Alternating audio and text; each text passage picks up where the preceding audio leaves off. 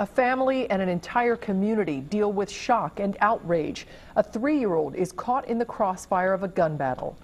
Good evening, everyone. That 3-year-old was with her mother taking out the garbage when a running gun battle broke out on the streets of Avondale. The bullet struck Leah Johnson in the rear end and then moved through her tiny body to her abdomen before exiting. What followed was a SWAT call-up on the same street where the child was shot. That's where Local 12's Deb Dixon joins us live with the very latest on the investigation. Deb?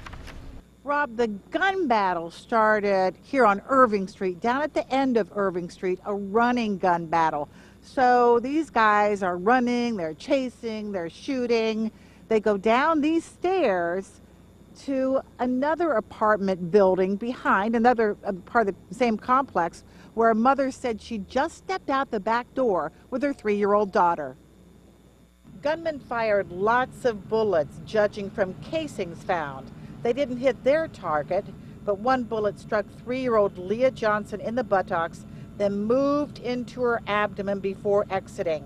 Late today, the fire department ladders allowed detectives to search rooftops for guns. None were found outside or in the apartment building, where 6 people were coaxed out by a SWAT team early today.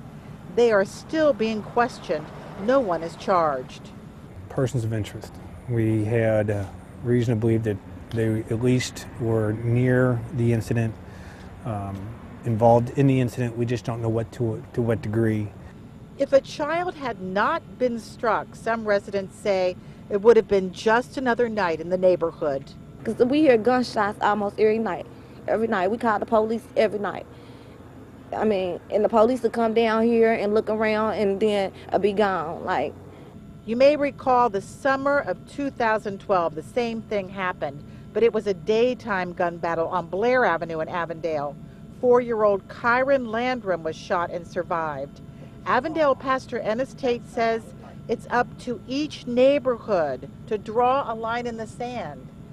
My heart goes out to them, but somebody knew before this morning that these things were going on.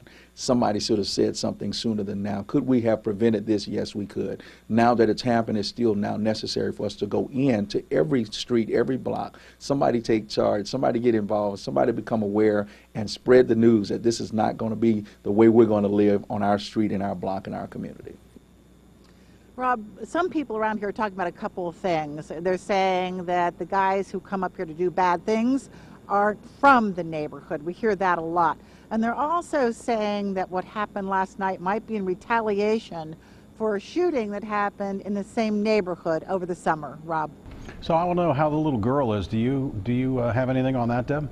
Well, the latest, 48 hours are going to be very important. She survived surgery. The bullet comes, at least it didn't stay in her body and whip around in her abdomen. It came right out.